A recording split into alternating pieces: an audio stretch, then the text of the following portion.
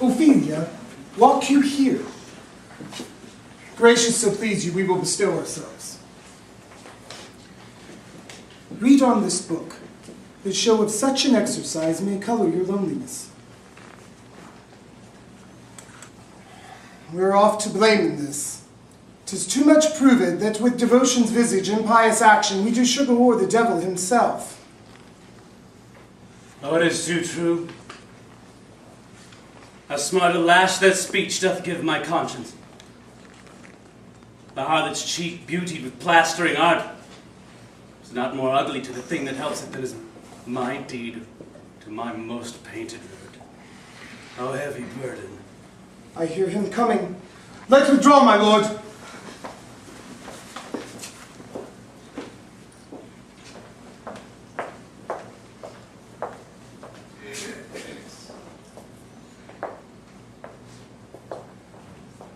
To be or not to be, that is the question.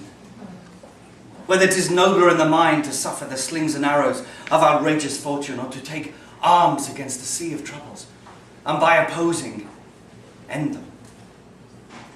To die, to sleep no more, and by a sleep to say we end the heartache and the thousand natural shocks that flesh is heir to. 'Tis a consummation devoutly to be wished.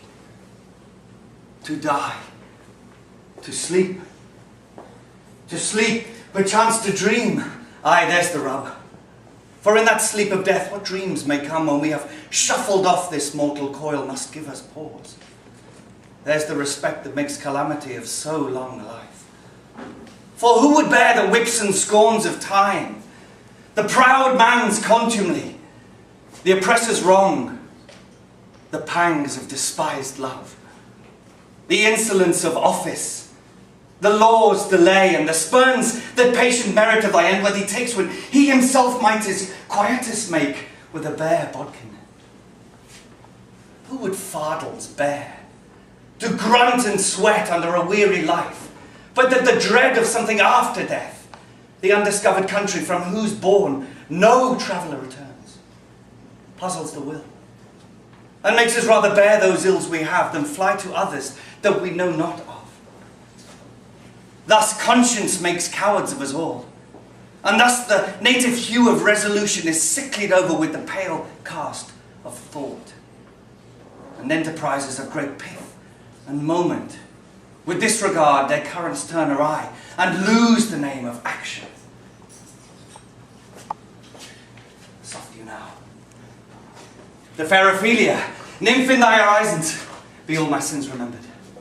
Good my lord, how does your honour for this many a day? I humbly thank you. Well. My lord, I have remembrances of yours that I have longed to redeliver. Pray you now receive them. No, not I. I never gave you aught. My honoured lord, you know right well you did. And with them, words of so sweet breath composed as made the things more rich. The perfume lost, take these again. For to the noble mind, rich gifts wax poor and givers prove unkind. There, my lord. Ha! Are you honest? My lord? Are you fair? What means your lordship? That if you be honest and fair, your honesty should admit no discourse to your beauty. Could beauty, my lord, have better commerce than with honesty? Aye, truly. For the power of beauty will sooner transform honesty from what it is to a bawd than the force of honesty can translate beauty into his likeness. This was sometime a paradox, but now the time gives it proof. I did love you once. Indeed! My lord, you made me believe so. You should not have believed me. For virtue cannot so inoculate our old stock, but we shall relish of it. I loved you not. I was the more deceived. Get thee to a nunnery. Why wouldst thou be a breeder of sinners? I am myself indifferent honest, but yet I could accuse me of such things that it would better my mother had not borne me. I am very proud, revengeful, ambitious, with more offences of my bed than I had thoughts to put them in, imagination to give them shape, or time to act them in. What should such fellows as I do, crawling between earth and heaven? We are arrant knaves all. Believe none of us. Go thy ways to a nunnery. Farewell.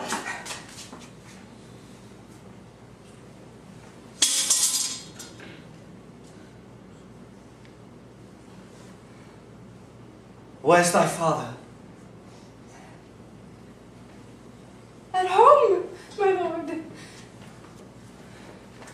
Let the doors be shut about him, that he may play the fool nowhere but in his own house. Farewell! Oh, help him, you sweet heaven! If thou dost marry, I'll give thee this plague for thy dowry. Be thou as chaste as ice, as pure as snow, thou shalt not escape calumny. To a nunnery go, and farewell to... Oh, if thou wilt needs marry, marry a fool. For wise men know well enough what monsters you make of them. Well enough to a nunnery too, and go quickly and farewell. God, heavenly powers, restore him! I've heard of you. God hath given you one face, and you make yourself another. You jig, you amble, and you lisp, and nickname God's creatures, and make wantonness your ignorance. Go to it. I'll no more of it that hath made me mad. I say we will have no more marriages. Those that are already married, all but one shall live. The rest, keep as they are. To a nunnery. Go.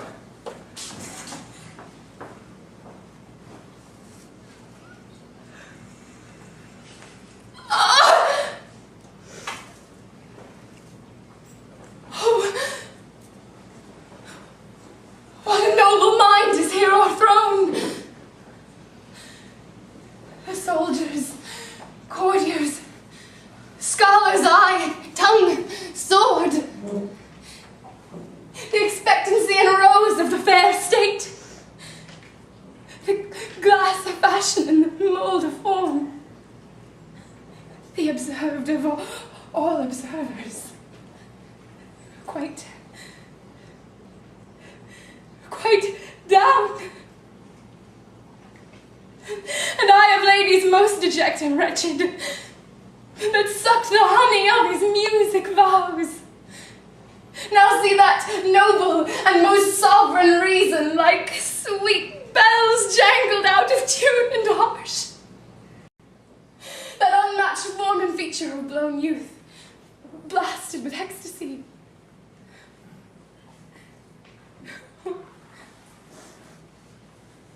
Woe is me! To have seen what I have seen. See what I see.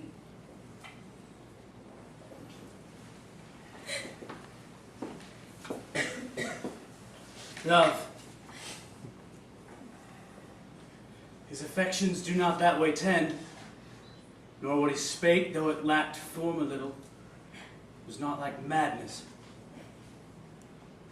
There's something in his soul, o'er which his melancholy sits on brood. And I do doubt the hatch and the disclose will be some danger.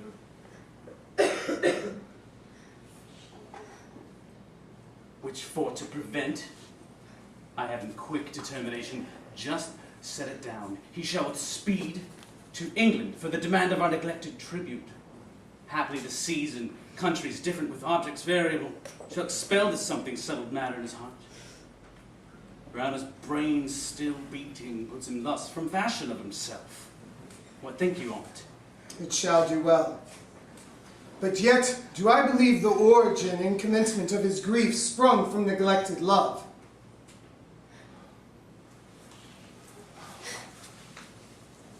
Oh, now, Ophelia, you need not tell us what Lord Hamlet said. We heard it all ourselves. My lord, do as you please. But if you see it fit, after the play, let his queen mother all alone entreat him to show his grief. Let her be round with him, and I'll be placed, so please you, in the ear of all their conference.